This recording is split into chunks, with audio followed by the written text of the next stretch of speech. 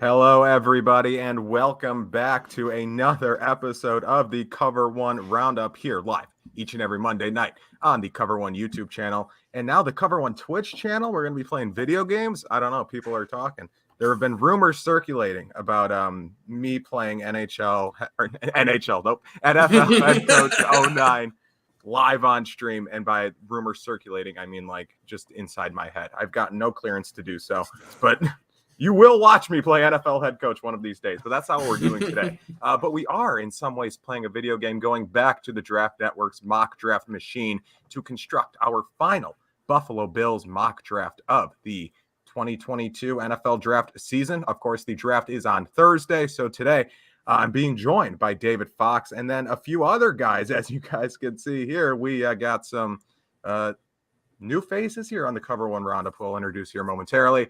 And we will, just go through this 7-round mock draft. People are already making their voices heard in the comments, talking about Bigfoot and also the running back position. So we'll get into our Bigfoot analysis and our Breece Hall analysis for sure.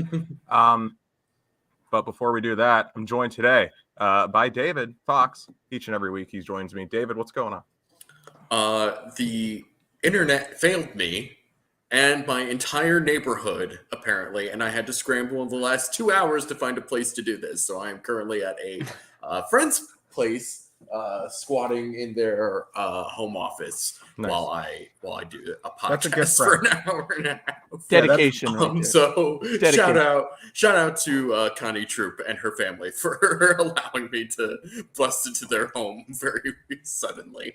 That's a good that's a good friend right there, letting you draft. Brandon Bean had a similar issue, I'm sure, before, where he's had to go to a friend's house to use their home office to participate in the NFL draft.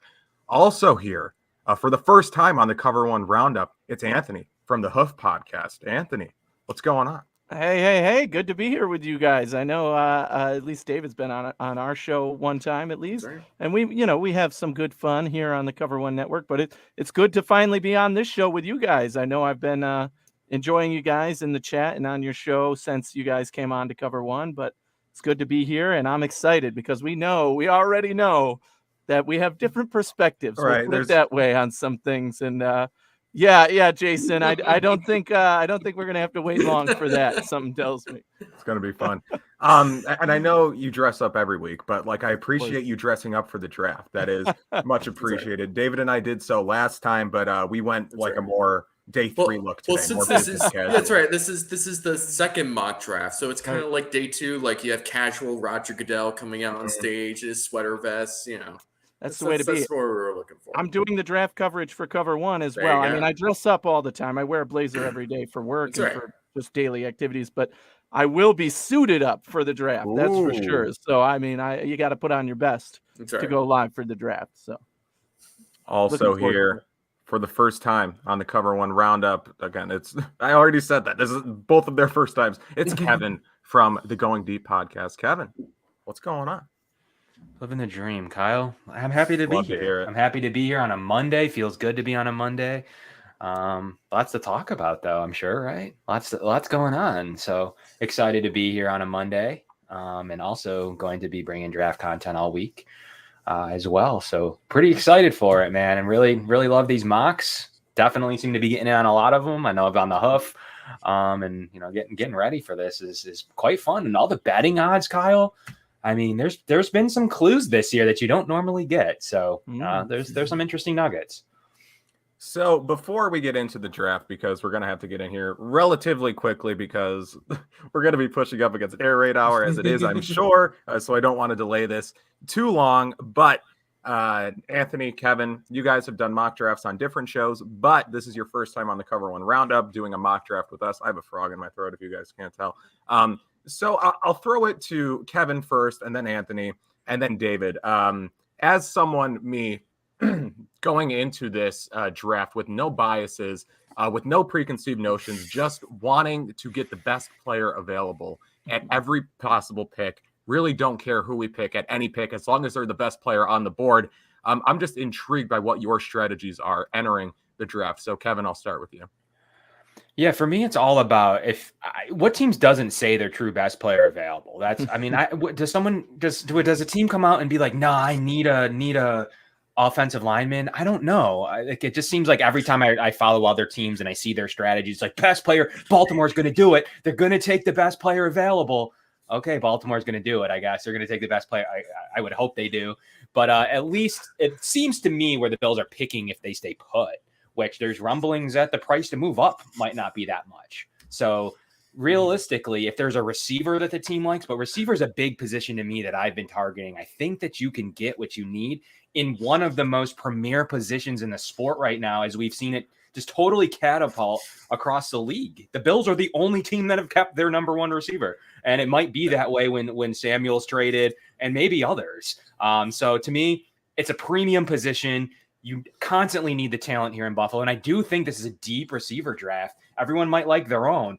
I like the Bills to get in on it. And I think that position value matches up in my mind and matches the franchise quarterback's mind. So I think to me, that's where I'm leaning. And I'd love the Bills to take advantage of what to me it would be a really deep receiver class. But a counter argument would be you could take one later because there might be some pushing down a little bit.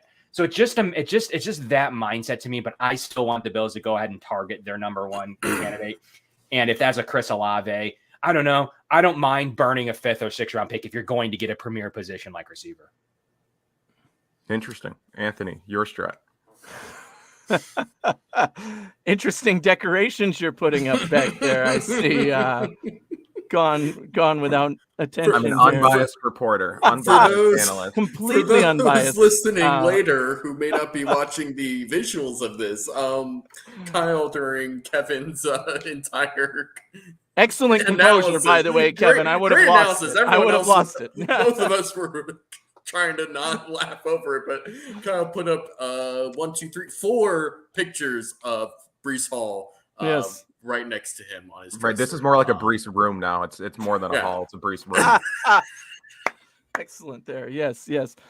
So in the Breece room there, I am also somebody who says, give me the best guy for this team. All right. Let's not get crazy. There is literally no such thing as best player on the board. If a quarterback is the best player on the board at 25, the Bills don't care. We're not taking a quarterback. Okay. If we had a great wide receiver room and wide receiver was the best player on the board, we're not taking wide receiver. There is a 0% chance, or at least as close to 0 as you can get, because technically they could still do it, but they wouldn't, is the point, right? So best player on the board literally means for that team's situation. And that is always what I'm about with the Buffalo Bills, no matter what year it's been or where we've been in our, growth to the team that is now a perennial Super Bowl contender. It's still the same approach. Give me the best players for this team at this time. Who is going to help this team the most? For example, an offensive lineman would make every running back in the room better just by virtue of making the offensive line better. So do you need to draft a running back when you can get an offensive lineman who makes everybody better and makes Josh Allen better, right? Because, well, not better, but protects Josh Allen a little more, because that's the job of an offensive lineman. Wide receiver, same thing. So my biggest offseason priority, when we were early on in the Cover One offseason, we did the roster projection and salary cap special. And I was also on with Anthony Prohaska on his show, and we talked about what are the Bills offseason priorities. And mine was one thing, number 1 and 1A and 1B and number 2 and number 3 is keep Josh Allen happy. Keep Josh Allen happy. Period. Full stop. End of story. I don't care about the defense. I don't care about anybody. We keep Josh Allen happy. Now, that means winning, right? So maybe the right route is picking a defensive back, because that would make the team that much better. But if he says, if Josh Allen says, I need another wide receiver because you took away my safety net in, the 2 guys we lost last year, and now Beasley and Sanders, we need an upgrade. It's time to upgrade there. Then guess what? First round, you are saying we are hoping that a wide receiver that we like is here at this position. That argument, we'll get into it later, but for me, running back is not going to do that for this team. It's not going to help them as much as other positions, wide receiver, offensive line, cornerback, defensive line. I mean, pretty much every other position to me is a priority over running back. But that being said, you always evaluate the players in the draft, right? If the top 30 players contain 10 running backs, then guess what? I'm all for taking a running back in round 1. I'm not one of those people who says absolutely no running back ever in round 1. I evaluate the players for what they are. And to me, when I evaluated the running backs, I'm no film expert, but I watch and I evaluate based on what I know about football. I don't know footwork and hands and all the X's and O's part of breaking down film. I'm no Eric Turner or Anthony Prohaska or any of them guys who really dive into the film breakdown. But I just can't get behind the running backs in this class for round 1. We'll get into that more, I'm sure, once the big board comes up. But I had to put my stake in the ground now, I guess, since you decorated so nicely back there. This is my holiday. This is my Christmas. So David, you and I did a mock draft a couple of weeks ago. We did. I know, and everyone loved it. There were no negative comments. Everyone thought we did an excellent job working our way through the draft, and we'll do that again momentarily. But just to sum up for people who maybe didn't catch our last mock draft, what is your philosophy heading into the draft, and has it changed at all through these past 3 weeks or whatever? We're here to just make the Bills better, and the tricky thing with this particular draft is just the fact that it's so unpredictable what's going to happen. I mean, you look at last year, you knew the first 3 picks were going to be quarterbacks. And then after that, it was going to be like, okay, maybe someone will trade up for one. And then, maybe if a Mac Jones goes into the Patriots range, they'll get him, which is exactly what ended up happening. But the having a lot of quarterbacks and a lot of like top tier quarterbacks pushes guys down the board, which is nice. Unfortunately, that's not really the case here because the best quarterback prospect available is, according to the consensus, nobody, because there is no real consensus number 1 quarterback. Yeah, some people that might say Desmond Ridder, some people might say Kenny Pickett, some people might say Malik Willis. It's all over the place. All right, they're having a mid-off. Right.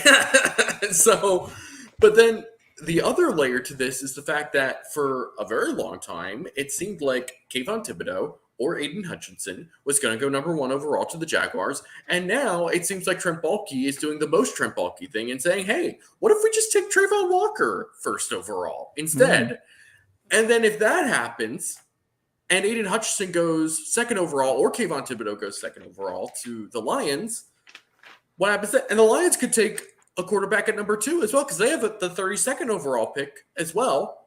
The absolute insanity of what could happen just in those first 2 picks. And then once we get that established, we'll have a better idea of what's going to happen, which is a very obvious thing to say, I understand, but like in previous drafts, that was not always the case. In previous drafts, when we're talking about like the 2019 draft, when we're all trying to think, okay, how did the Bills end up with Ed Oliver? Okay, well, this player has to go here, this player has to go here, and like maybe if we're lucky, Daniel Jones or someone else is going to get picked by some quarterback needy team, which is exactly what happened. And then it got to the Lions, and it was like, oh my God, please just don't take Ed Oliver from us. And then of course they take Hockenson. Of all things to do, they take a tight end, the top 10, and and there was a good pick. Right. Some people wanted Hockenson that year, and I remember. I wrote the Giants a thank you card for picking a quarterback because that's the only reason we got Oliver. So, that's and right. He was the player I wanted in that draft. Yeah, I mean that was what everybody wanted. It's who the Bills wanted. That was their strategy. Just right. Can they fall or can he fall? Can something happen where he just falls? Right. So to me, it's just this is a very, very, very unpredictable draft. Therefore, I don't know if it's prudent for anyone to really lock into a particular player or even a position in the first round. I mean, we could talk about receivers, and there might be a receiver like a Jameson Williams who becomes available, and I would love Jameson Williams to be the 25th overall pick for the Bills because he would be fantastic. But the fact is he might not be available. And if he's not available, well, who else is there? Well, it's like there's plenty of other receivers in the draft. So if you don't take a Jameson Williams there, you can wait a little longer.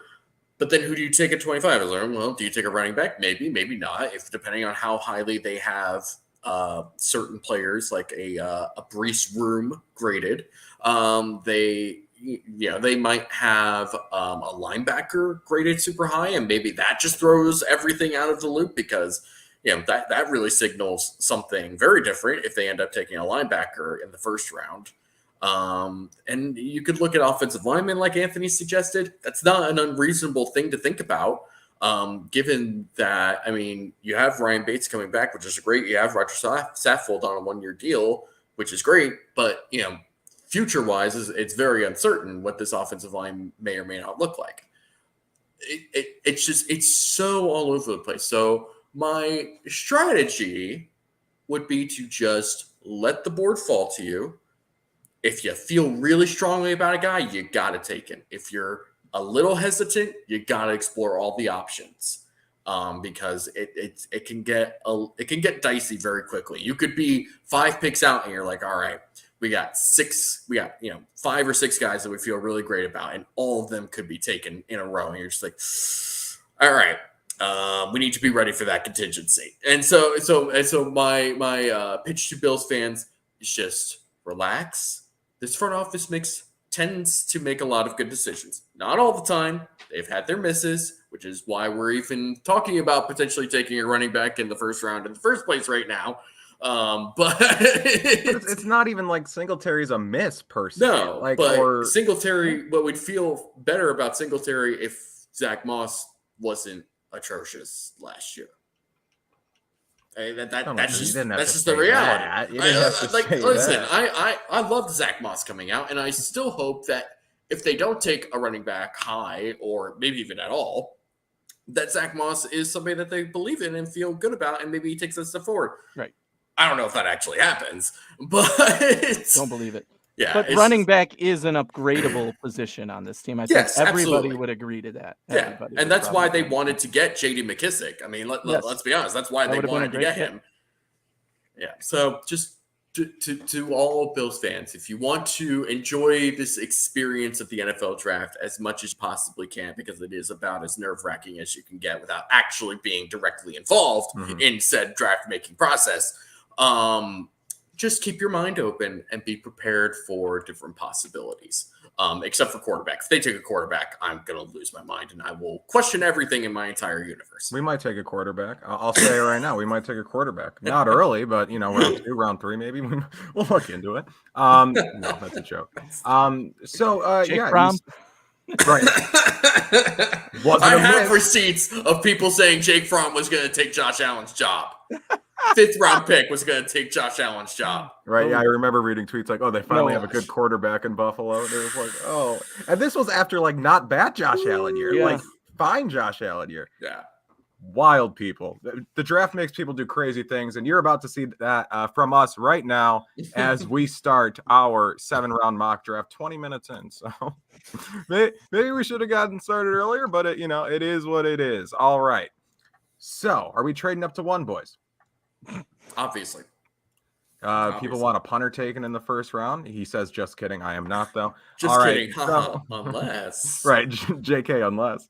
Not a bad idea. All right. So without any further ado, let's get started. I will let these first round picks that we have no interest in trading up for run 5 at a time. And then we'll just, give brief analysis and move on with our day. Jags take Walker. Yeah, they Trent Baalke. I said I was going to let it run, but I immediately stopped. So, all right, here we are, rounding out the top 5. Aiden Hutchinson goes to the Lions with pick 2. Sauce Gardner goes 3. I don't love that for us, but that's something that happened. Sauce Gardner going 3 to the Houston Texans. Kayvon Thibodeau to the Jets at 4, and then Kyle Hamilton to the Giants at 5. So.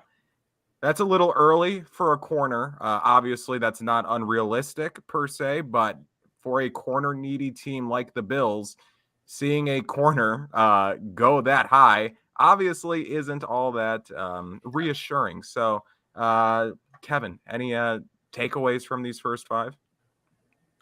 It's a little high for Sauce, but they say he's a great player.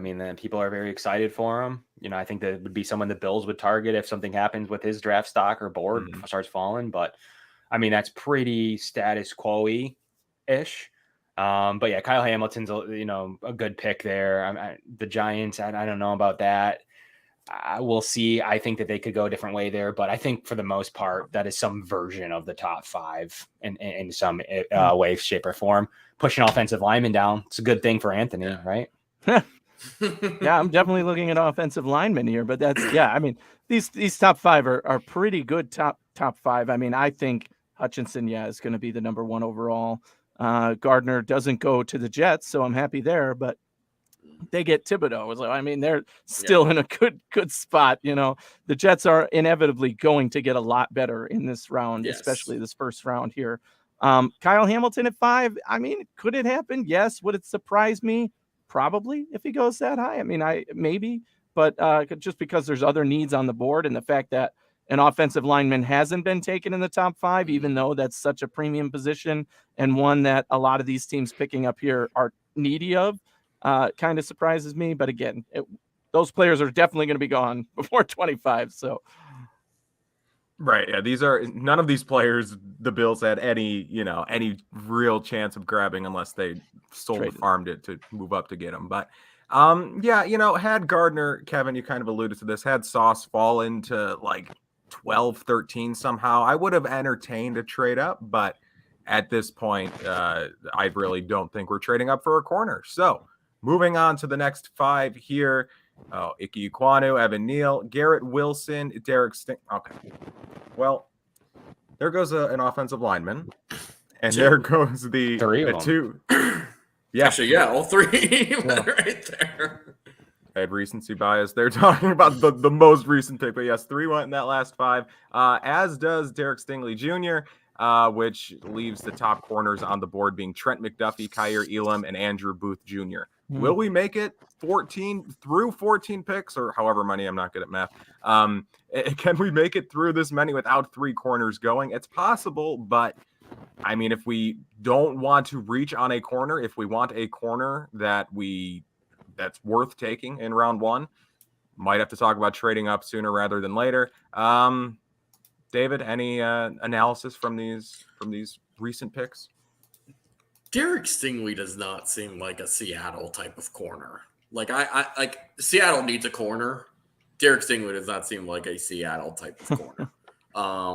And like, when was the last time, especially with Pete Carroll, when was the last time Seattle took a corner that high? I don't really see that happening. They would probably go more trenches than anything else. Maybe they're a surprise to take a quarterback at 9. I could see that happening, considering right now their week 1 starter is Drew Lock, or maybe even Geno Smith, who re-signed with them. And there's nothing wrong with that. So yeah, I know I'm a little iffy on Derek Stingley being the 9th overall pick to Seattle. So we'll see. I'd be pretty surprised at that though. Yeah, no quarterbacks taken in the top 10, which would be the first time since 2013 maybe that a quarterback wasn't taken in the top 10.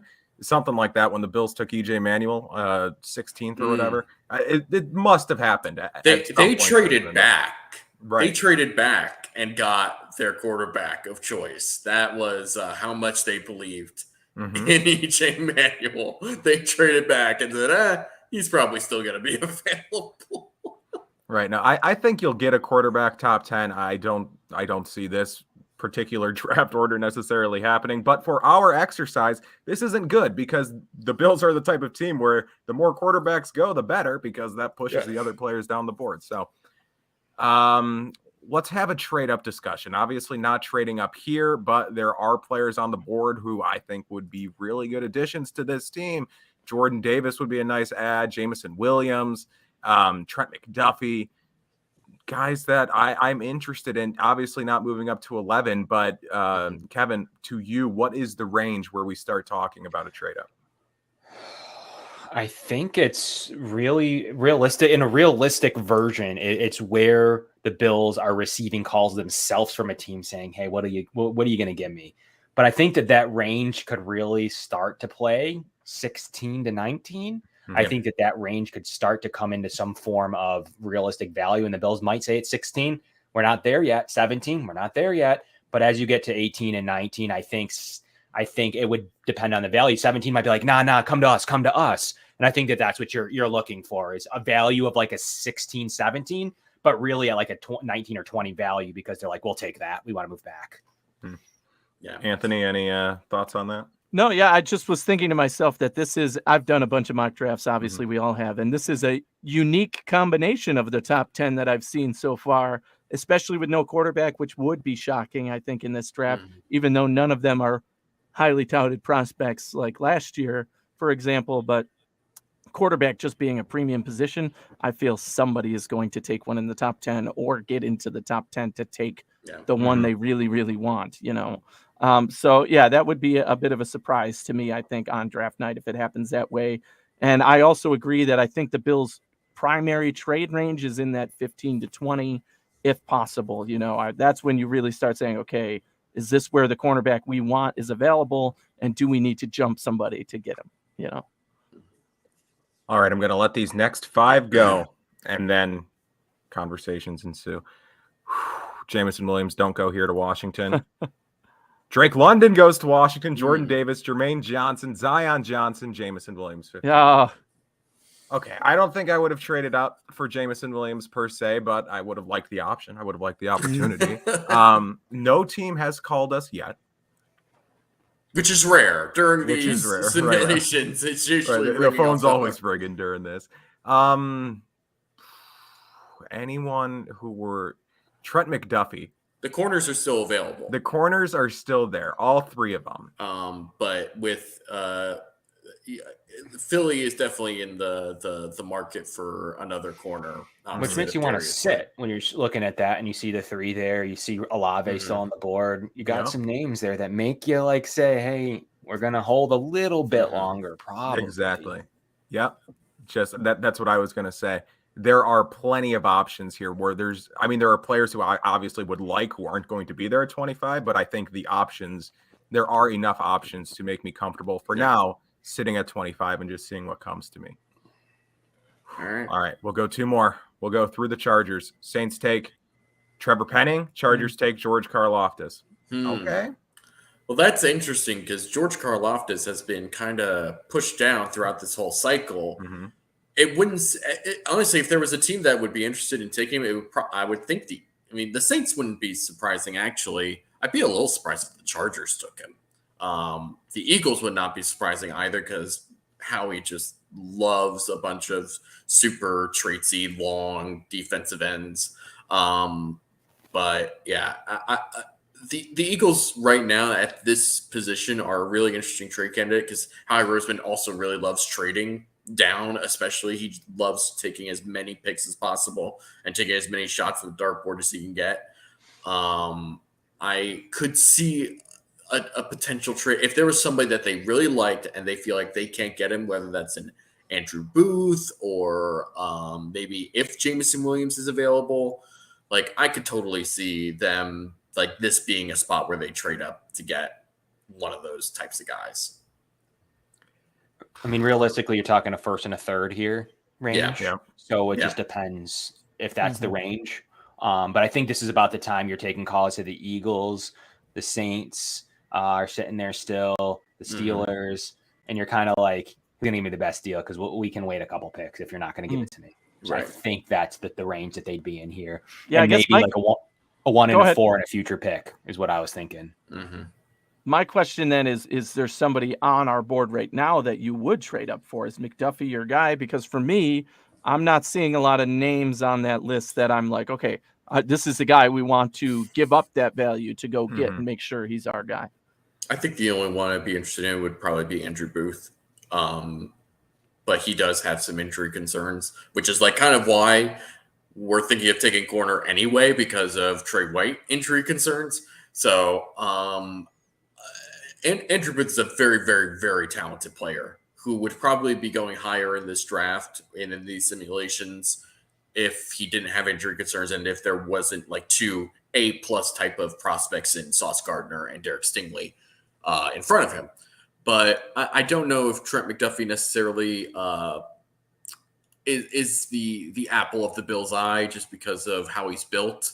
I don't know if that's necessarily who they would get. I think that Andrew Booth seems like a type, and they do like taking ACC players. That is a conference they like to dip into quite a bit.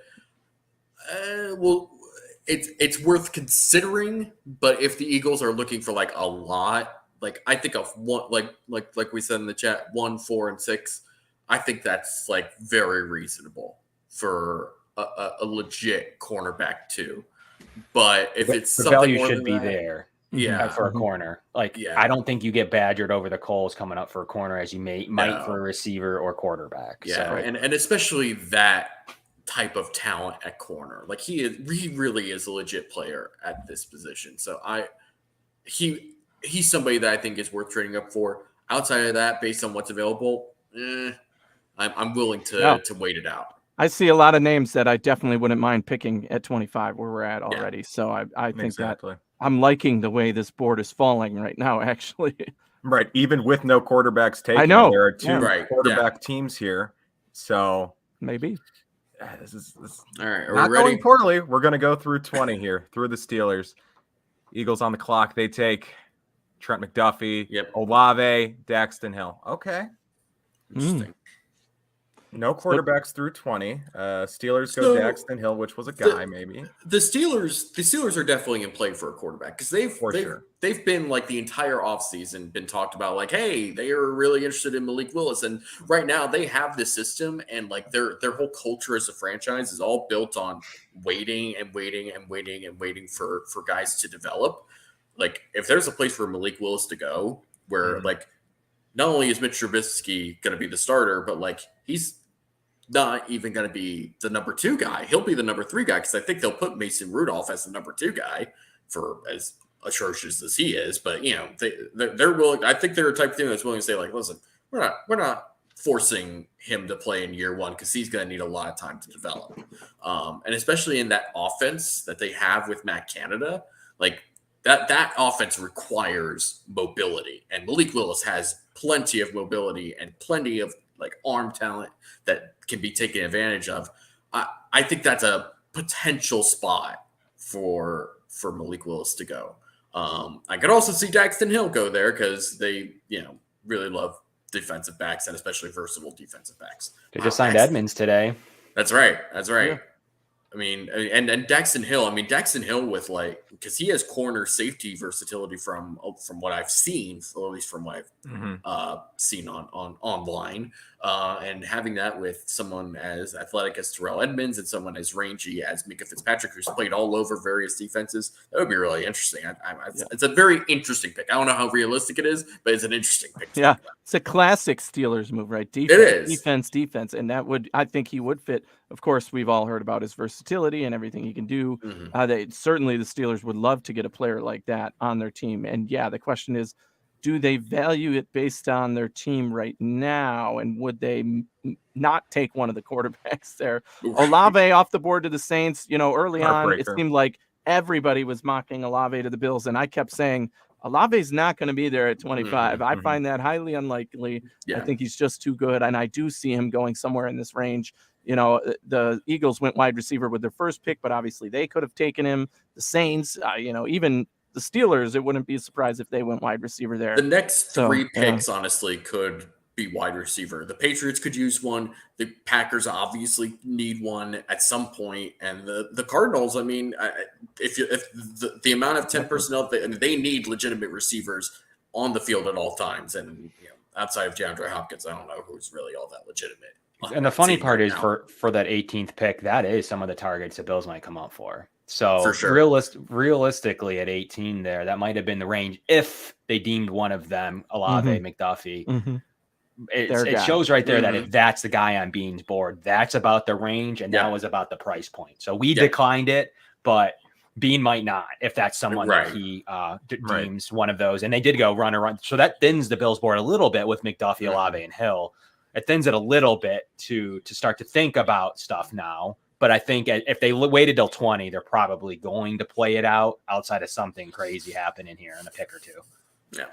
Yeah, to me, Olave going here, I mean, this wasn't a great run for us, but Olave going kind of takes wide receiver, not entirely off my board, but it's going to be difficult to convince me to go with a wide receiver at 25. Yeah, but that being said, there are at least 5 or 6 players that I'd be comfortable taking, and we're 4 picks away. So if you guys are good with it, I'm just going to let it run until we're on the clock. Go for it. Sounds good. Here we go. Kenyon Green goes. Traylon Burks to the Packers. Kyer Elam. Boye Mafe. So that means Andrew Booth is available. That means Andrew Booth is on the board. I'm into it.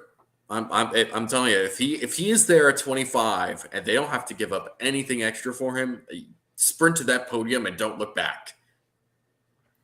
Yeah, it wasn't an ideal pressing to this point, but they got lucky with Boye going there instead of like a Booth. So I think, there still would have been players to take, but it wasn't an ideal 8 picks in a row there. I agree. But I would say Booth is the number one guy that they would need at this point with the receivers gone. Yep. I think that would be a pretty much a no-brainer unless, look at interior offensive line though. Did they lose? I couldn't recall. Green just went. Yep, Green went to the Patriots. Green, okay, and I think he would have been my top left there. Obviously, there was earlier a bunch of guards and offensive tackle. We went on a run. Zion's the biggest one, but Green, I was hoping he would be on the board here to at least give us a discussion. Could we go offensive line versus cornerback? But I have to agree with you guys that with Booth on the board here at this spot, there's some injury concerns that he may be falling due to injury concerns. But I still think if the Bills can get him at 25, they would. They'd say, all right, we'll take him right where he is. The only thing now, so if we go back to the big board, I'm trying to think of other positions that maybe we could take here at the big board. Linebackers up there, Devin Lloyd, another guy with apparent injury concerns that may be pushing him down the board. Sterling and I took Tyler Linderbaum in one draft, and the chat freaked out over it and said, oh, he's too small or whatever. But he's a good offensive lineman, and he's here for a reason. So I would not complain if we ended up with Linderbaum, but I definitely would probably take Booth over Linderbaum at this point. Nakobe Dean is one of my favorite players in this draft, just watching his film and seeing how he plays the game, and the fact that you can measure him or run all the tests on him, and he might not look like the best, but when he's on the field playing football, he looks like one of the best. And isn't he coming with injury too now? He's also one of those potentially flagged. Everything's rumors at this point. It's the week where everything comes out, so we won't know anything true until draft night. But yeah, he's also rumored to be one that is falling. But that's great. I would take him in the second round for sure if he gets that far. But yeah, there's a few guys here, but I can't make any reasonable argument to not take Booth. Seems we're all in agreement. Well, counterpoint. Kyle. No, it's Andrew Booth falling to 25. I just spat all over my mic. Andrew Booth falling to 25 is making it increasingly difficult for me to argue against taking a corner, right? He's a very good player at the Bills' biggest position of need. Like, had Booth been gone and you were telling me we need a Gordon or a Tariq Woolen here, it's like, to me, overdrafting for need is where you run into trouble. But Andrew Booth, again, it's not an overdraft and the Bills need a corner. So it makes a lot of sense. But Breece Hall is here. You were one pick away from it being a little more realistic. If Booth goes there, they had about 9 picks in a row, roughly, that instead of Boye Mafe, that wasn't ideal for the no running back crowd, because I do think you start to think about running back over the 6th corner. Like I just do. I think that's a valuable discussion. Another discussion we could have here, say there are injury concerns over Booth that the Bills have, and they only have a 2nd round grade on him. The trade down scenario is, to me, the most optimal thing that could happen. Unless one of these big players falls, trading down and getting 2 2nd round picks or multiple 2nd round picks or day 2 picks, I absolutely love that scenario, because to me, there is a gap between, if the guys we like at 25 are gone, then the next bunch are early round 2 guys, not really end of round 1 type guys. There's maybe 10 players that I wouldn't want in between there that are probably ranked. So yeah, I would definitely consider trading down and seeing, will Booth still be on the board, or is there somebody else that we could target later on? I love the idea of trading down. It is the most ideal scenario, I think. Other than, I mean, I don't know if I would trade down if Andrew Booth is on the board. But I do think that, I mean, the problem with trading down is it requires two to make a trade, right? The Bills can say that they want to trade down all they want.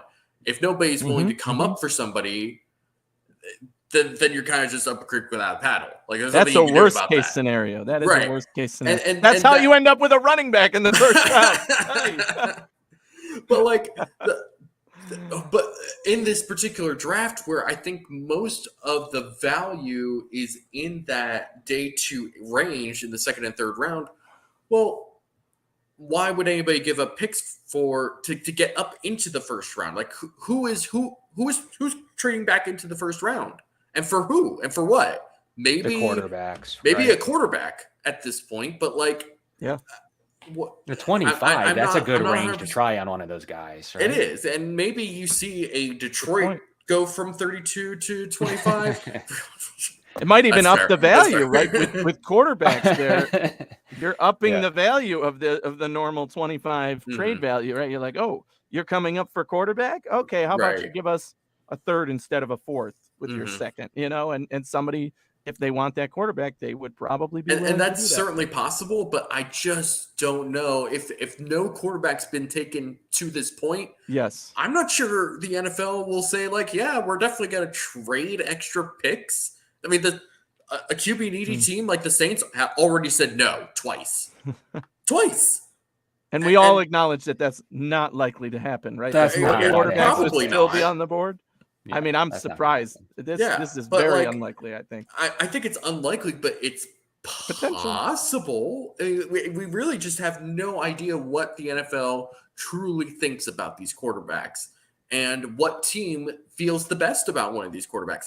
Because again, it only takes one team to just be like, yeah, that's our dude. Like, we would absolutely take this dude no matter what. But it's this is what makes things super, super complicated when there's no legitimate consensus on high value players like quarterback. It makes things dicey and it makes things really difficult. To mention this comment from Air Raid, you guys take Breece Hall yet? They won't let me. They won't let me do it. Because Andrew Booth is on the board. We're running out of time here. My self-imposed clock. Look, trading down does make a lot of sense, but we've waited this long. I don't want to lose Andrew Booth. So I agree. It didn't have to be me making the argument. Who knows? He might actually still be there in round 2 when he actually has value. And you could honestly, realistically, trading up in round 2 for a running back is something I'm okay with. Yep, it could happen. With the 25th pick in the 2022 NFL draft, I make it sound like it's a bad thing. No, it's actually a great pick. Buffalo Bills select Andrew Booth Jr., cornerback Clemson. I'll let it run here through round 1. No quarterbacks are going to go. Oh, quarterback did go. Kenny Pickett. They get the 5th-year option. All right, so to round out round 1 here, Jahan Dotson goes to the Titans. Lewis Cine to the Bucks. David Ojabo to the Packers. Nice pick. Jaquan Brisker and Arnold, not pronouncing that name, go back to the Chiefs. Tyler Linderbaum and Kenny Pickett. So round 2. Someone wrote here, where is it? Another solid point that we didn't bring up that I just wanted to mention quick. Ojabo is another one where if you're a young team who's rebuilding, you might, and he's still on the board at 25, you might want to trade up at 25 to get him. I mean, I just see that could be a possibility. One of these teams at the top who's rebuilding, they're not in a we need somebody to contribute right now scenario. And Ojabo, obviously, with the major injury, but an elite player who would have been probably at least top 10 if he were healthy, they could trade up and take him in that spot too. So it does give the Bills at least something to consider. Yep. Kyle, you are in 144p. No one read whatever that sticky note said. Yeah, I couldn't see it. It said Breece Hall no matter what. It was just a reference to, unless Andrew Booth is there, right? Asterisk amendment. All right. So yeah, I'll just let it run. Maybe through the Seattle picks here because I don't think a running back's going to go. Maybe though, that's kind of how the board's shaping up here. But there's a lot of interesting players here entering round 2. Both the linebackers are still here. Devin Lloyd, Nakobe Dean. Breece Hall, Kenneth Walker, all the running backs are still here. Is linebacker in play here, maybe? For the Bills? For the Bills. I would absolutely say yes. If those two players possible. are still on the board, they probably have round 1 ratings from most people. It's just, is that injury concern what is pushing them down the board? So I would think that in terms of what value they bring and what might best player on the board, like we talked about, at a position of need, it's definitely in play. I'll roll through pick 41. I do not expect Devin Lloyd and Kobe Dean to be here when we're done simulating, but here we go. Okay, Sky Moore, that's a Jags pick. Phone call. Phone's ringing. Finally, our phone rang. I didn't see who just went. Black Panther writes, "You're overrated." I don't know. I don't know who this is in reference to. I'd like to imagine it's me. All right. Texans for pick 37 want pick 57, 130, and 168. All right, let's do the math. I got the trade value chart. Okay, no one can read this. Absolutely no one can read this, but I could read it. All right, so what are the numbers here? 37, so that's 1170. They want 57, 130, 168. This is electric air if you guys just want to talk about other stuff. 951. Yeah, I'm probably not considering, I don't think I would take a trade quite yet. I think that there's still a player. So say you're still in love with Breece Hall, who's on the board, but how do you feel about Kenneth Walker? If Breece Hall's the pick, you still have some leeway, and maybe somebody else likes Walker more than Hall, and you're not expecting him to go within the next few picks.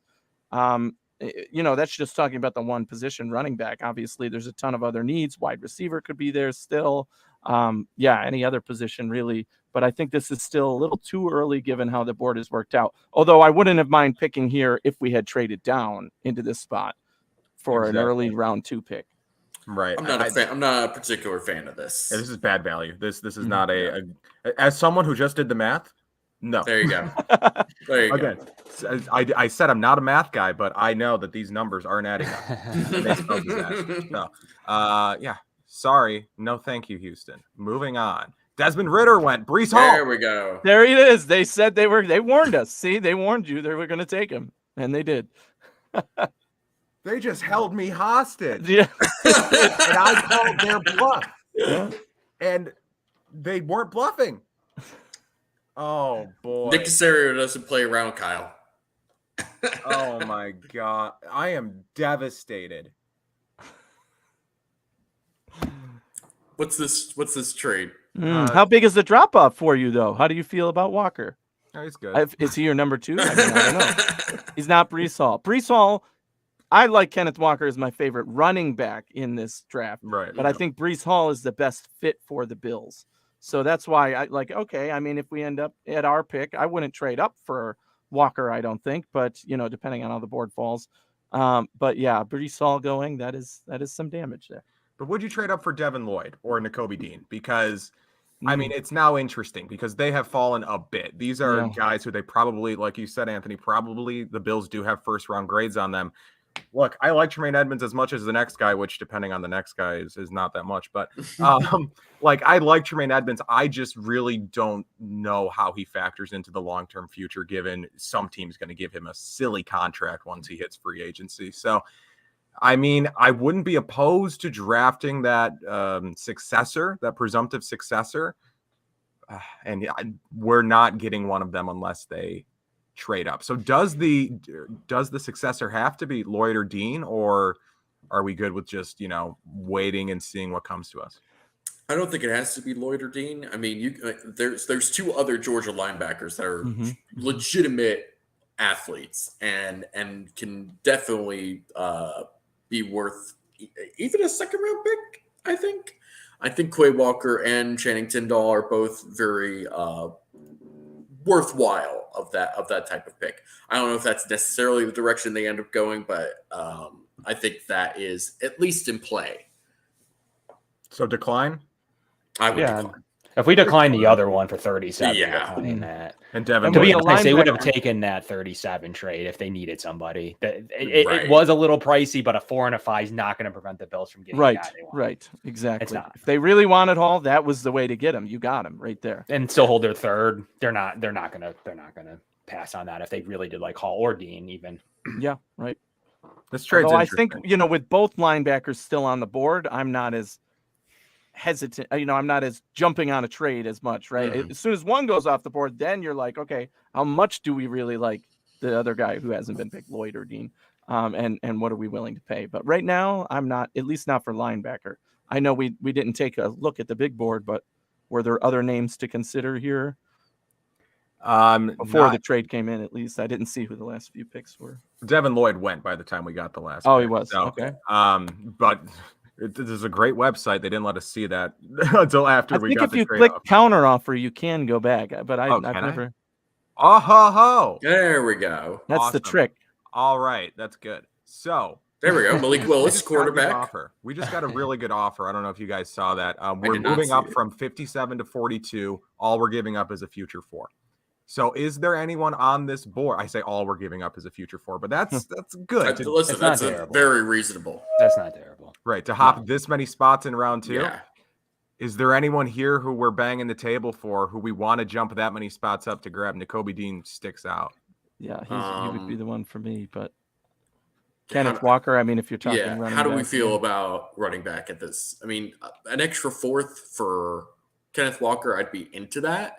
Because I think he's he will fit into what the Bills want to do. I think with Aaron Kromer coming in as the offensive line coach, more zone scheme. He is super decisive and has great vision and can create as a runner. I think that his ability as a receiver is questionable at best at the moment, but I do think it's possible for him to develop that particular skill. I don't know how he is. I don't think he's going to ever be legitimately good as a pass protector. But that's something you're just going to have to. That's just going to be the pill you swallow with that. George Pickens is interesting. From what I've seen, is like today, I think I saw quite a bit of. I think it was from The Athletic. A number of wide receiver coaches all basically said the same thing, which is like he's a very talented dude who needs to grow up real fast if he wants to be successful in the NFL. And, the Bills aren't necessarily a team that only takes a bunch of choir boys or anything like that. But, this does not seem like the type of guy that they would be interested in. So I don't think Pickens is a realistic probably like a player like them. Tyler Smith too. Yeah, for sure. But like Dylan Parham is not that far down. I think he would fall still to the Bills at 57 if they really like, depending on their flavor of offensive linemen that they're interested in here. Yeah. At least that's a name that's, been floated around a lot. And I like Parham myself at 57 if they stay there. If it's me, I consider coming up for Nakobe Dean. He would be the player that I would want here. But then and there is a need on the Bills for a third linebacker. Let's not forget there's competition there. And just having a backup to Milano and Edmonds with their injury history in the past would be nice. But is it worth trading up at this point? If it's a future 4th, maybe. You're giving up that 57, though, which means we're not getting that offensive lineman or, that running back in that spot. So you're going D heavy too if you're factoring your positional values. Linebackers, positional value there. It's tough. I don't think I can do it. Like, you don't want to do it? There's just no one who I'm over the moon about besides that's fair. Dean. That's fair. Like, I think Kenneth Walker will be there. George Pickens is a cool player, but he's not even my favorite receiver on the board. Sure. Yeah. All right. Yeah. If you guys are good, I'm just going to let it roll. Let it roll. Yeah, go ahead. Reject it. How do I reject it? Previous, maybe? I think I just resumed the draft. Nope. Don't want. Okay, awesome. Technology. Did I just see a trade? No. Oh, it's just going fast. Counter offer. Buy. Oh, thank you for that tip, Anthony. That's yes. All right. So a bunch of moves just happened. George Pickens goes to the Colts. Howell to the Falcons. Nakobe Dean to the Browns. That's rough. Ooh, Dean, yeah. Tariq Woolen to the Ravens. Christian Harris and Tyler Smith. Okay, so there are some guys who just went. Some realistic targets here. We're still 10 picks away. About guys on the board: Travis Jones, Kenneth Walker, Isaiah Spiller. And then, those second-tier linebackers, not necessarily second-tier linebackers, but compared to Lloyd and Dean, Quay Walker, Chad, is that Muma? I like Muma, actually. Great. He's another name that I like on this list. Muma is a very, very interesting prospect. I don't know how the Bills might feel about him, but especially as like a replacement Mike linebacker. I'm not 100% sure. Okay. Well, again, no one here who I'm banging the table to definitely let it rock now. Yeah, if you didn't come up for Nakobe, you're probably letting it rock. Yeah, so I'll just let it go until pick 57. I don't want your trade, Chicago. So this is just going to be me clicking decline a lot. Yes, right. Thank you. Do you want to come up now? How about no? Kenneth Walker. Kyle, what's that? The Bills aren't taking a running back in the first 2 rounds? Woe is me. I'm terrified. There's a guy who I'm going to be banging the table for him. You guys are going to be like, no, and I'm going to do it anyway, just because, and I want David Putney because I feel like it. One of those moves from draft day. But, no one, Kenneth Walker was really in play. God, I don't know about that spot, but.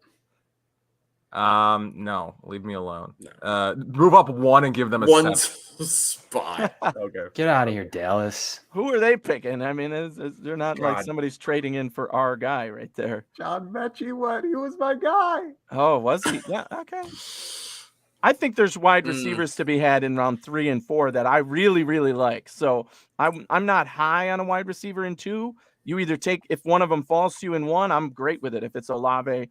Round 2, I'm kind of like, no, there's no wide receiver in round 2 that I think I would be, clamoring for or pounding the table for, because there's a lot of guys in 3 and 4 that I'm excited about. And certainly with a few names off the board here, I think we are going to be looking at wide receiver in 3 and 4. But who's on the table here right now at 57, since we know a lot of the favorites are now gone? Dylan Parham is still there at 57.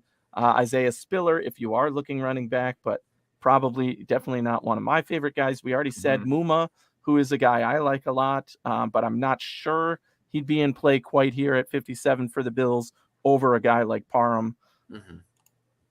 Isaiah likely, but that's later on, probably a trade up in 3rd. No, but as he's scrolling through here, I'm just looking at positional names. Yeah, move up later. I'm not opposed to a trade down.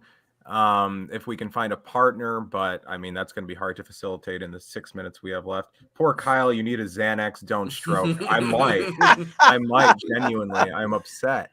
All right, someone convince me on one of these players, or we're moving down. I like Quay Walker. If we're into the idea of replacing Tremaine Edmonds, which it seems like a possibility, I think Quay Walker is like. He can do that, and maybe they take him here. Maybe they just wait until next year to worry about this. I don't know, but who is available at wide receiver right now? At wide receiver, you got Calvin Austin, who I like. Shakir, yeah, not at second. Right, not in the second. I don't like any of the remaining guys in the second round. Yeah, those 3 players could be Bills though. 4. Those next 3 are Bills players. Totally. Mm-hmm.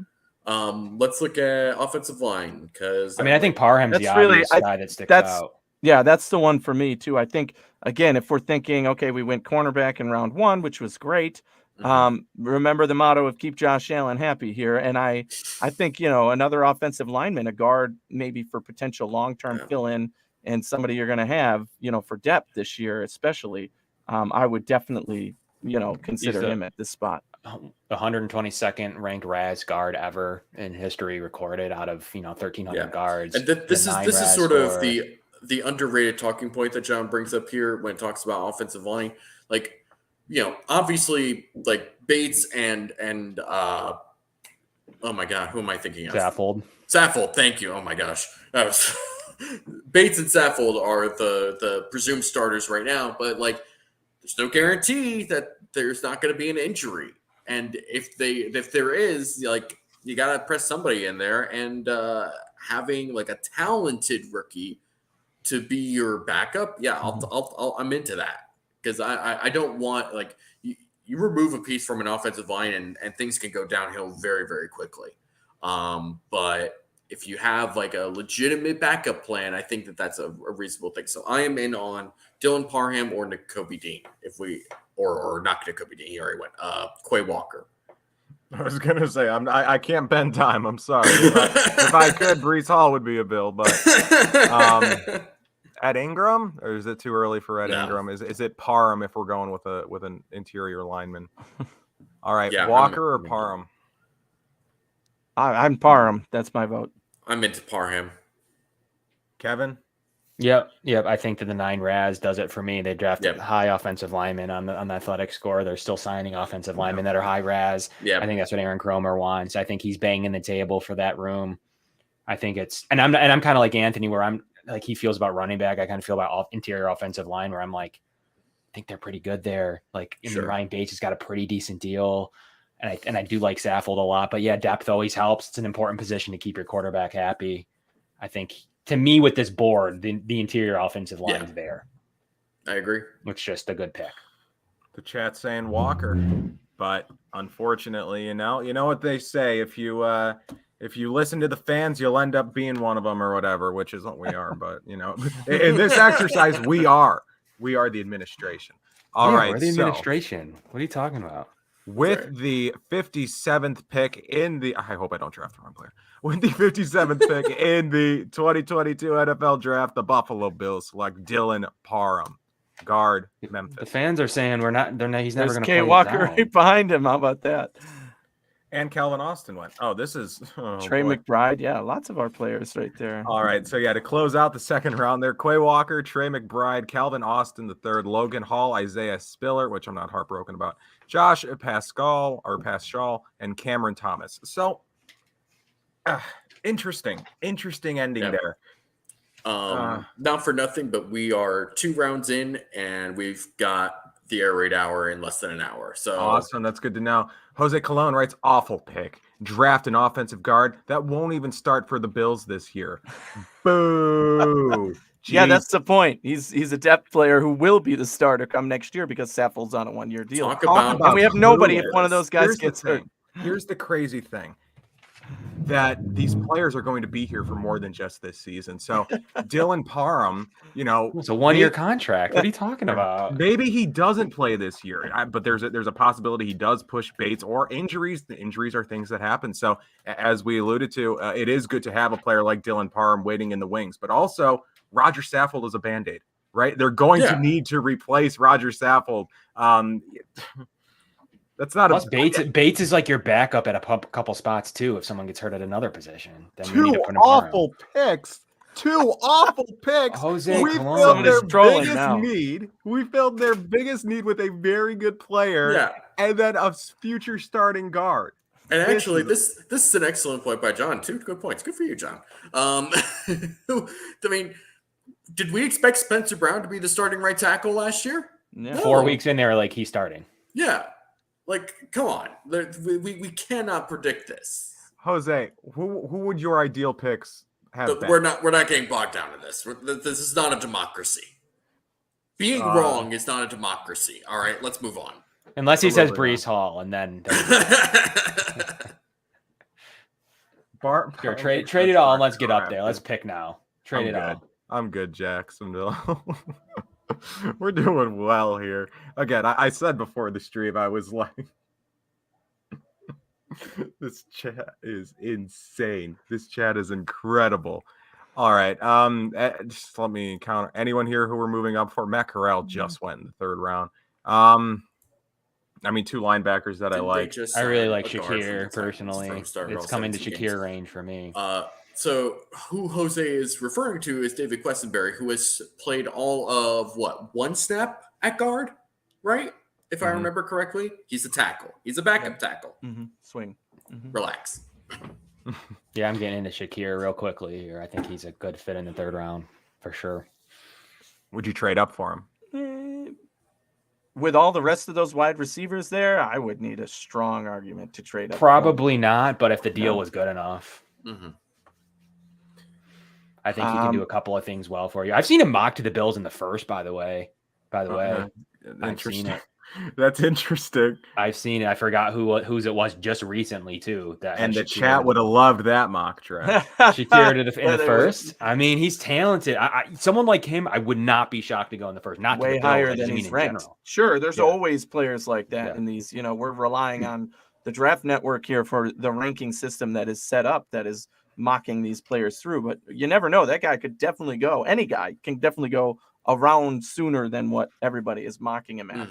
I don't see anything here yet that I'm itching to trade up for. There's guys I like. Those, Muma and Isaiah Likely are two of the top names there, and I think both of those are good fits for the Bills that I would love to get in this third round if possible. But there's other names on this list as well as we're going through, so I don't know if I'm trading up yet. Yeah, I agree. And this offer wasn't bad, but wasn't great. 3, 4, and a 6 for a 3 and a 5. Yeah, we're just gonna let it go. They took Chad Muma. This is just flying again. We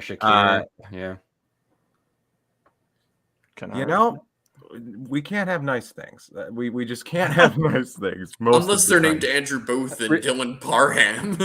Right. No, we're doing well. We're doing all right.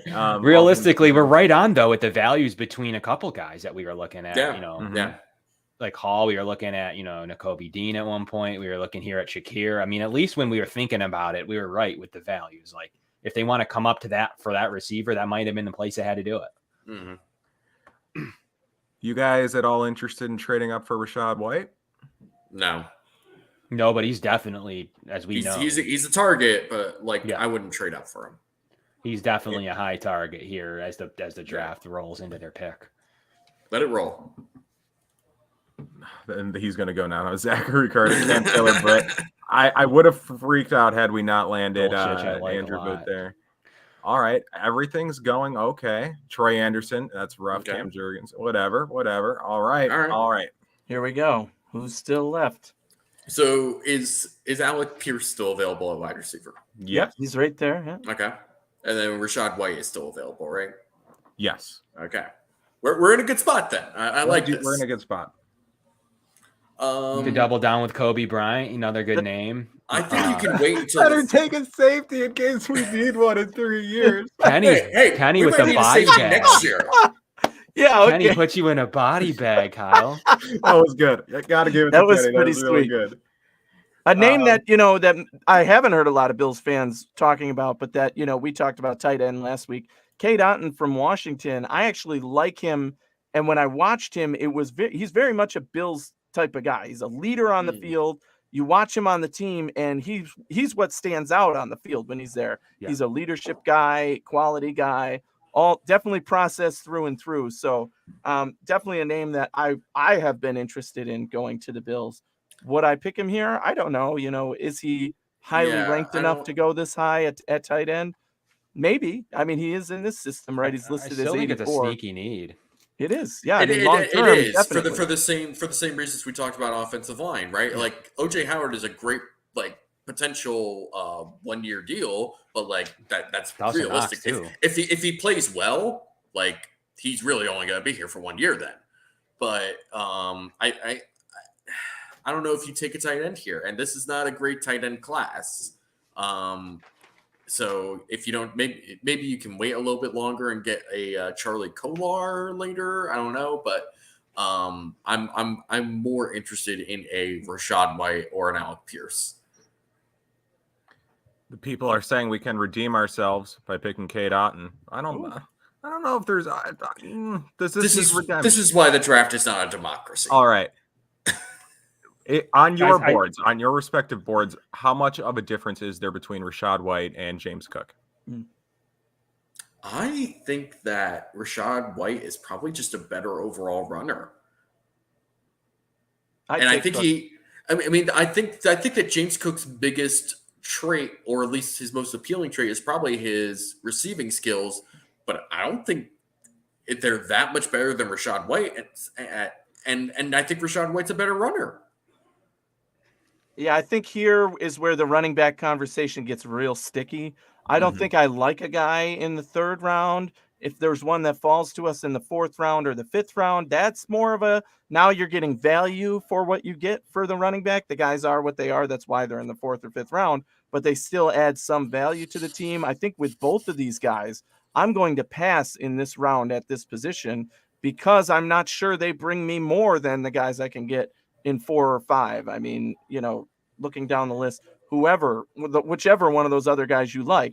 Could James Cook end up being one of the top running backs in the league? Sure, maybe, but I'm not willing to take that risk, especially, again, what I talked about at the beginning, for this Buffalo Bills team in this place. Teams like the Jacksonville Jaguars and the Lions, teams that are rebuilding, can take risks like that. The Bills, we don't need to take that risk, and it doesn't really make sense to take that risk at this point. So, I'm passing on both, but if you're asking me who I like more, Cook is the one that I like more. All right, we are running out of time. We are running out of time here with this pick. How would you guys feel about taking either White or Cook here and then trading up for Pierce, or taking Pierce and then trading up for a running back? I feel better about a wide receiver, whether that's Alec Pierce or Wan'Dale Robinson, than I would about taking a running back here. Wan'Dale Robinson does everything. Who does? Yeah. I'm totally okay with Wan'Dale Robinson. I really like Alec Pierce. He is like a running back. He's like the Samuel clone, isn't he? Aren't people saying there's a lot of people that like Wan'Dale Robinson, and if he is not Debo size, though. This is not Debo. We're not talking about Debo Samuel. No. We're not talking about that. We're not talking about that. If I remember, trade the 3rd for Debo Samuel and Jordan Poyer, and I'm fine with that. Yeah. And just looking down the list, Justin Ross, Romeo Dubes are guys I really, really like, but I would definitely take a wide receiver here and be happy, unless we're going to go back to the tight end. So those are the two I'm considering then. I think Charlie Kolar later, or maybe Kate Otten. Jelani Woods is a Bills guy too. I mean, that's another tight end that's certainly a possibility. So, all right, I need consensus here, or as close as consensus as we're gonna get, because we have 1 minute left on our clock. So, wide receiver, do we feel Wan'Dale or Pierce? My vote is for tight end. I'm going Kate Otten, but Kate Otten. All right, let me write it down. David, who are we taking? If you're asking me, I'm really into Alec Pierce. I'll take Alec Pierce. Kevin, who are we taking? I'm going Wan'Dale Robinson. Kyle, you're the tiebreaker. You can pick one of those three. You can pick one of those three. We took Wan'Dale last time, and I don't want to be like, oh, we took him last time. What? I don't know who you took last time. You need to be an avid viewer of the Cover One Roundup, my guy. What a great pick, then. I am torn, man. You guys are getting fired. We haven't made a pick since the last time you said that. I don't know what we've done since. You didn't trade up and get 5 second-round picks. Come on. All right, we're out of time. So, with the 89th overall pick in the 2022 NFL Draft, the Buffalo Bills select. Alec Pierce. Alec Pierce. They take Alec Pierce. That's a good pick, Kyle. Thank you. Wan'Dale Robinson goes. Kobe Bryant goes. All right. Are we trading up for Rachaad White? Someone tell me no. No. Okay. We're going to continue the draft then. Wan'Dale Robinson goes. I'm just going to stop reading the chat because it's not good for the mental health. It's really not good for the mental health. All right. We're at pick 100 here. Rachaad White's still on the board, as is James Cook. When does round 4 start? Are we coming up on round 4? Probably. Oh, that's right. This is when compensatory picks start. 106, probably where Jacksonville is, but I'm just guessing. All right, let it roll. Traded pick there, yeah. Let it roll. As soon as a running back goes, I am pausing and we're discussing. We're having conversations. Kate Otten goes, Kirby Joseph, Kyle Phillips, John Ridgeway, Damari Mathis. Okay. Round 4. Okay. I paused just because it's going well. It's shockingly going well. This is going crazy. How far away are we from? All right, we're at 130, and we're currently on pick 108. Okay, guys, this is my train of thought. You guys can tell me if it's misplaced or if you want to do something else. I am just going to wait until a running back goes, and then I'm picking whoever. I'm trading up and getting either whoever's available between White and Cook. I like Jelani Woods more than I like the two running backs left. I trust for any of those what he could bring, but I don't trade up for a running back. I feel like Jelani Woods is a very misleading player because he tested it extraordinarily well. I have yet to see any of that actually show up on any sort of tape I've seen of Jelani Woods. Fair enough. And I think Jelani Woods is fine. Yeah, I think he's fine, but I'm like, to make the argument for the running backs, though. Here we're in the fourth round for a reason. Here, this is sure. So I just don't Michael like the Carter idea went of the trading fourth up last year for one of those running backs. Yeah. There's still too many question marks there. If in the fifth round, then you don't. I don't feel like one. There's a lot of question marks when it comes to Rachaad White. I'm like in round 4. I'm like, I feel like that is a genuinely great place to take Rachaad White. Yeah. So, do you just want to trade up for him now? Don't wait. Let's trade up. Let's see what it takes. Let's do it. What would it trade take? It up. Let's do it. Let's get crazy. We've gotten not crazy, and no one's liked that so far. No one's staying to the board. So that's right. Here we go. Texans. We want pick 108. Okay, we'll give you 130. Yep. And what else? What else are we adding here? We have 168, 180, 203. Very likely they accept it. 231. They'll accept that. Okay. Well, yeah, sure. You want to just give him the 7th? I'm into that. I'm fine with giving him the 7th. Let's do it. That's not much. It's really nothing. Truly nothing. You don't trade up for a running back. Let the record show that I'm against this. That's all. I'm not saying a word. We're shocked, Anthony. You are against this. I've told you this because if we look at the running backs available, those are the two guys with too many question marks at this point for me. I knew 3 running backs are round 2 running backs in my mind. The rest, it's questionable. And would I trade up for them? Not if I'm not confident that they're going to help this team the way I want, because you're basically cutting your next running back. You have to cut one now. You're cutting Zach Moss. I'm okay with trading Zach Moss. Trade Zach Moss. Of course. I mean, again, this is an upgradable position, but how is that a big enough upgrade on this team? I'm not sold on that. Now, again, I said I think these guys have high ceilings. Cook has a high ceiling. I would love to get him if he's there. I like the idea better of waiting until at least one of them goes and then trading up. But if that's your pick and you guys are confident in him, this is why there's multiple guys in the room when these decisions are being made. Exactly. Because one of us can be against it, but if 3 of us are saying, no, we think this guy brings the best value to this team now, then that's the move you make. Unless Brandon Bean is the one saying no, and then, then there's a difference. That's right.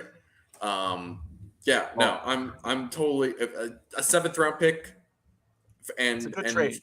I'm all in. I'm taking Rachaad White if we can do this. The people, I mean, you guys are going to be shocked. We're pissing off the chat. Crazy. James Cook is better than White. I like Cook.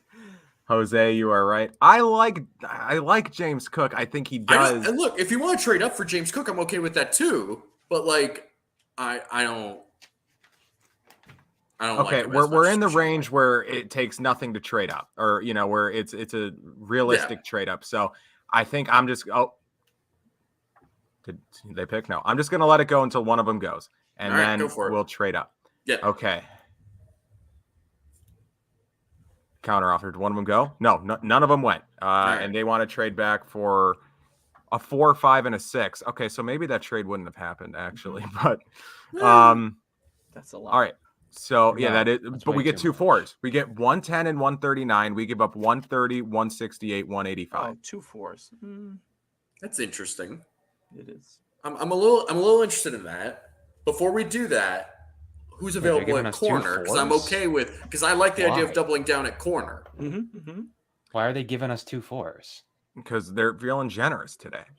They woke up feeling dangerous. Martin. I would do that anyways, probably. Martin Emerson is an interesting option in the 4th round. I like that idea.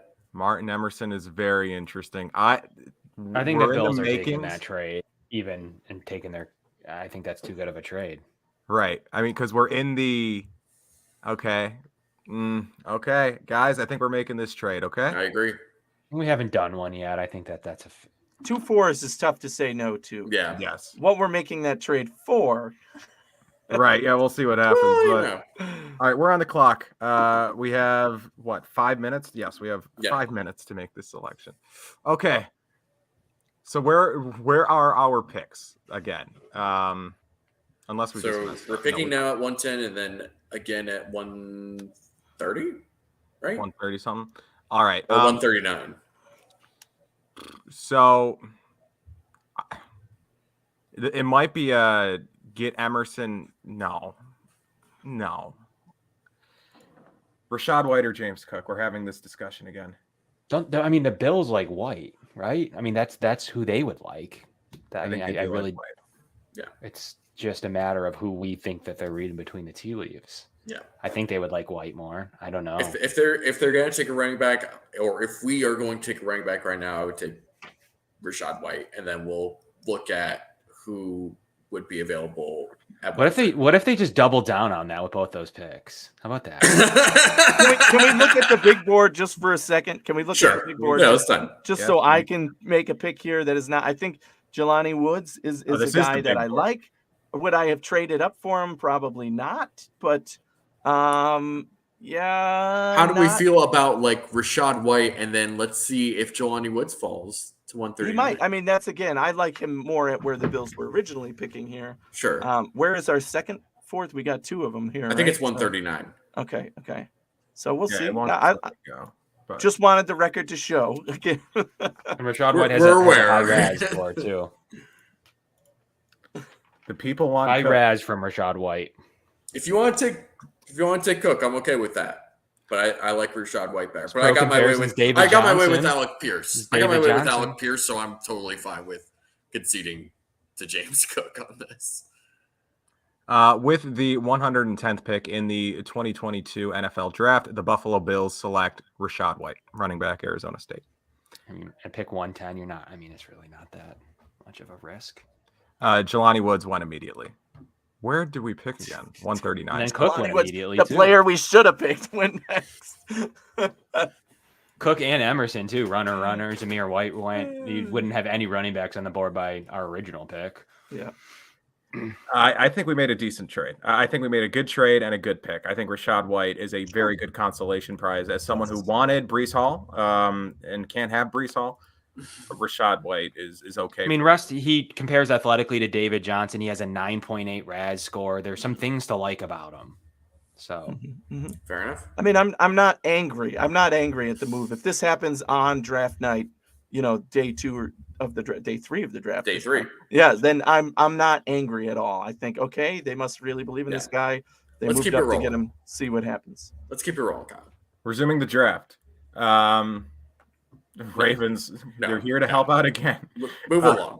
Move it along. It's not a bad trade though. Move it along. We have like a half hour. We gotta grow here. Exactly. Fewer picks. Martin Emerson went as well, so that stinks. But Velus Jones goes. Nothing awful so far. Nothing where I'm too terribly upset about.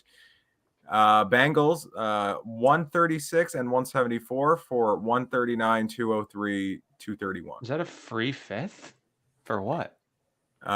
For a 6 and a 7. 4 and a 5 for a 4, 6, and 7. To move up 3 picks? No. Yes. Just decline, I'd say. Yeah, move on. It's not a bad deal, but yeah, there's no. It's not, but yeah. We're not really needing that deal. All right. Yeah, nobody there that we were interested in. We're on the clock. We got who's that linebacker? Jack Sanborn out of Wisconsin. We're not a tackle team, correct? I see no reason to take a tackle. No. Jake Ferguson. Is this Charlie Collar range, or is it too early? A little early. You guys. I like the one person that was just like decline.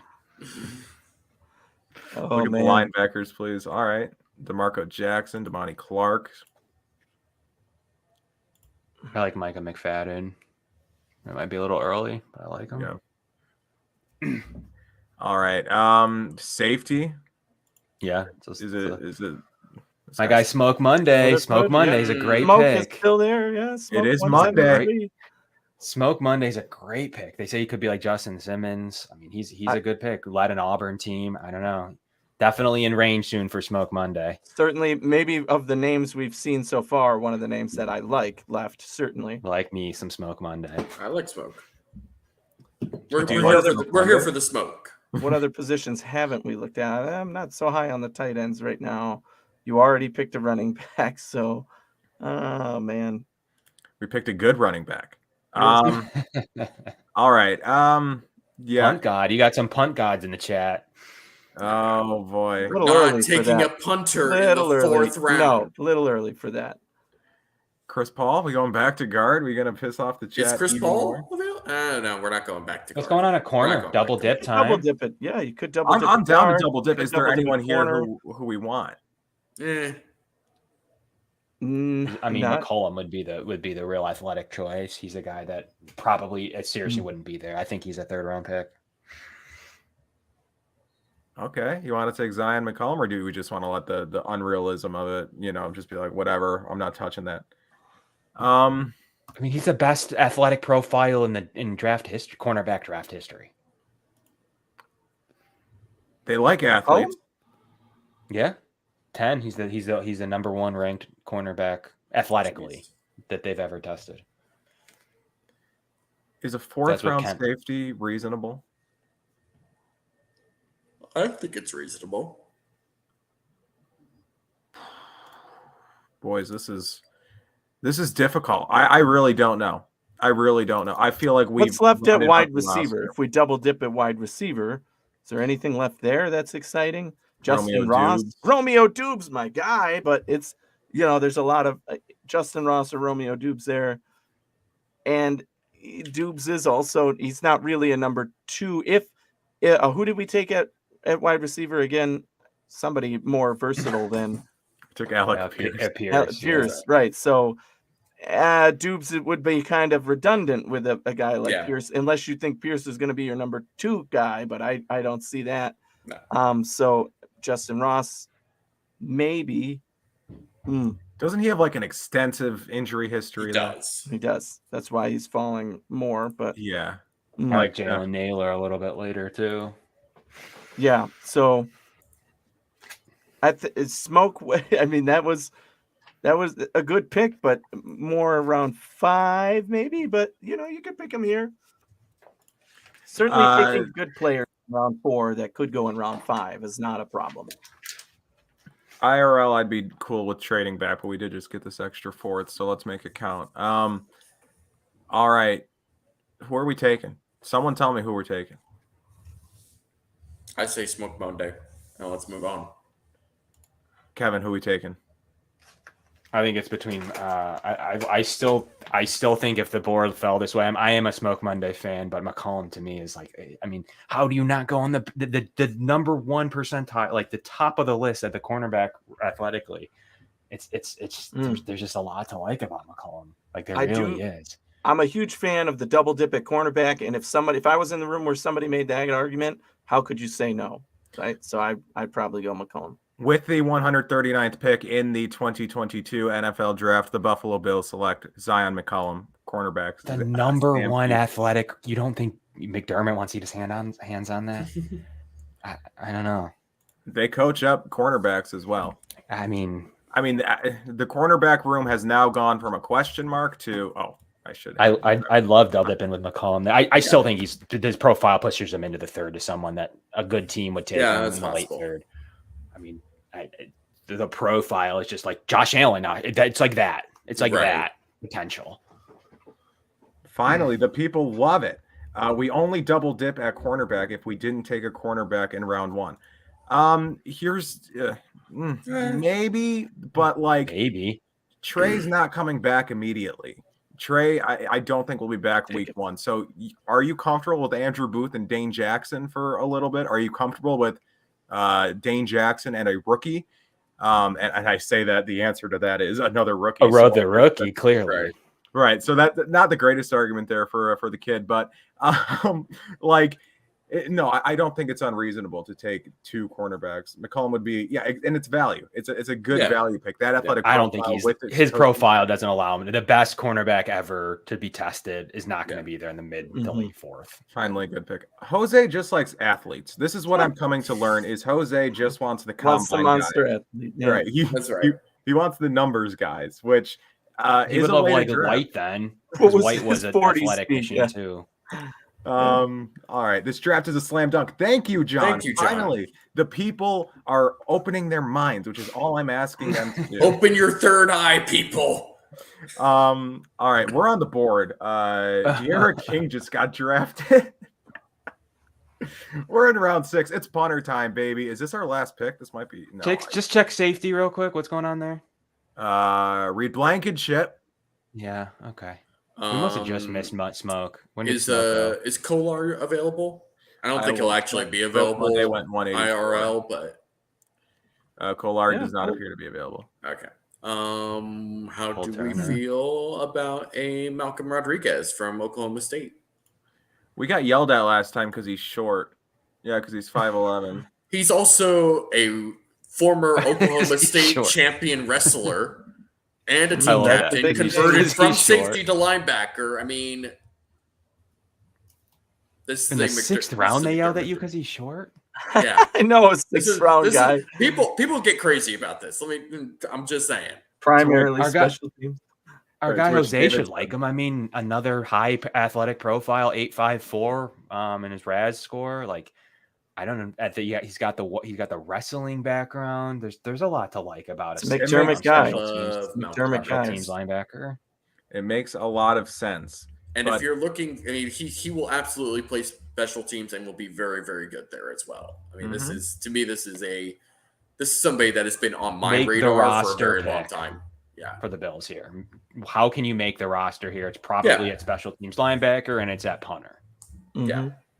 And like Anthony brought up earlier, I mean, now that AJ Klein is gone, you need somebody who can at least fill in for that third linebacker role if they need to, or if Milano gets hurt. I think Rodriguez is somebody that can come in and do that for a game or two, if need be. God forbid. And it's not bad if they don't make it. Cole Turner is the top tight end here. I mean, I don't have feelings one way or the other. And there's not exactly a tight end there that I'm like jumping up for. I would ask about punters if TDN actually had punters that weren't punt god. So that's part of my thought process. Is he here? Yeah, Jordan Stout. Oh, is he? Yeah.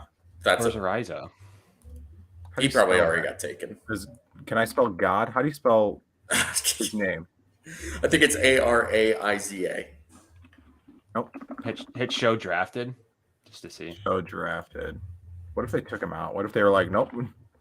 Everyone keeps. I don't think he was in there early on, and in January he was not even in there. So, you know what? I'm also okay with waiting for UDFA for a punter. That's true. Stout's the best punter in the draft. Says Chewy Baca. That's a good name. UDF, okay, but like, so I think Malcolm Rodriguez has a path to the roster personally. Yeah. Okay. I think Malcolm. If you're trying to find roster players, I mean, which the Bills claim that they do, right? This is the round to do it in. I mean, they're not. You take a guy that there's a path. There's probably a final linebacker spot to be had, and someone that with that athletic profile again plays teams, wrestles. Nick Watkins says Stout easily makes the roster, linebacker won't. I mean, there's an argument to be made there, but we're talking about a regime that one time made a 7th-round pick as a favor to a guy who used to, play in Carolina. That's right. So like they like their stories in the 7th round or in the 6th or whatever later day 3. Malcolm Rodriguez ticks a lot of the boxes. Yeah. Teamer, defender. Drafted GM. You guys are bad. Thank you, Tony. Fair. I don't think there's a GM. There is a GM draft. It just happens a couple months before this. But okay, yeah, I'm good with Malcolm Rodriguez. Again, I think it's a good pick for here. I mean, I'm on board. This is the kind of pick the Bills would take. Talked about. Yep.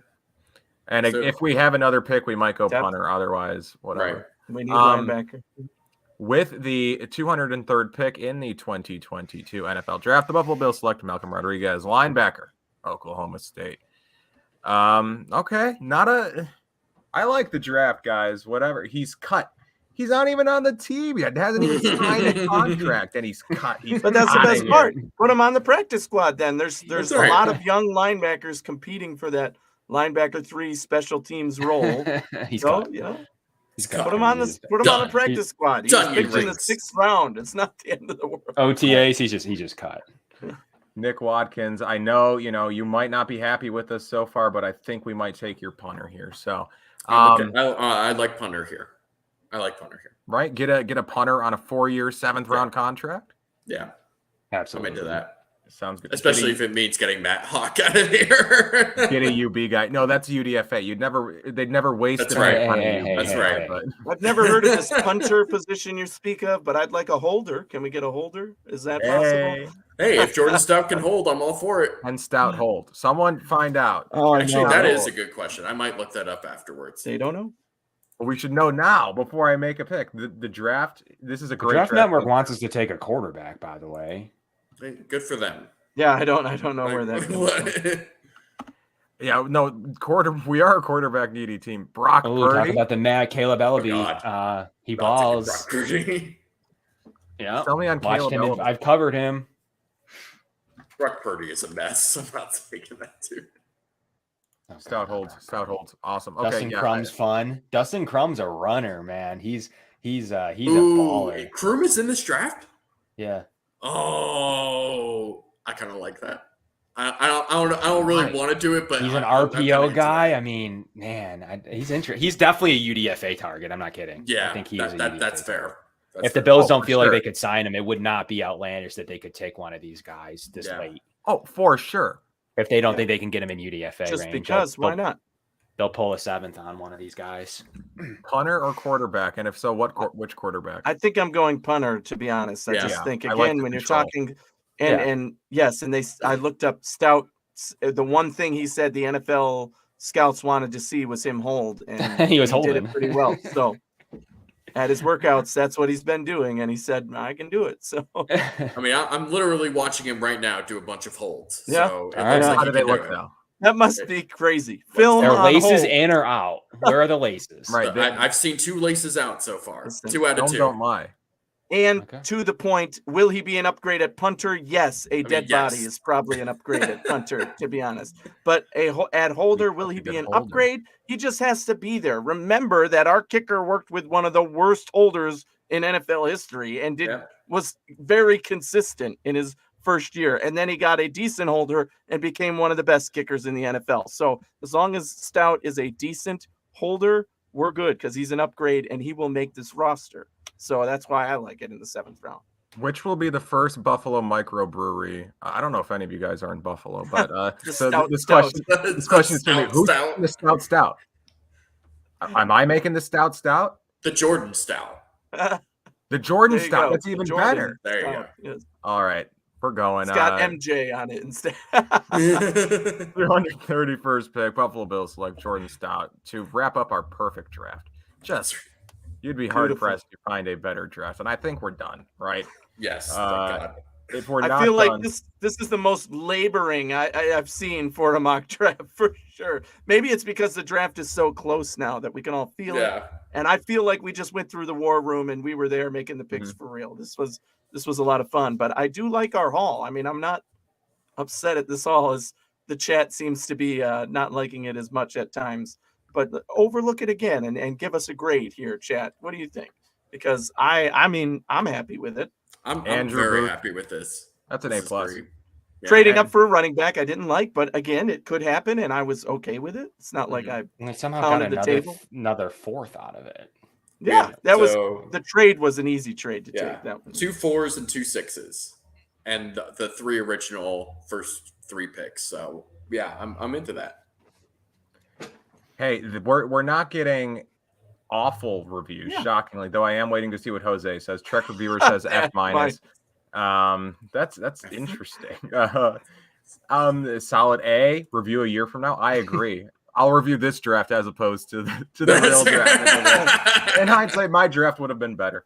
C-, A-, good job. This draft is disappointing me now. Because of the punter or because of the Stout joke. D+ Nick Watkins, and we only got it up to a D because we took Jordan Stout. Yeah. Okay. A because of Booth. Exactly. There's Jose. Love you guys, but this mock draft sucks. Alec. Jose, I appreciate the love. I do appreciate the love very much so. And it's all love. That's what it's all here for. We can all have different opinions on prospects and stuff like that, but come Thursday, none of it's going to matter because that's right. Brandon Beane's actually going to make picks.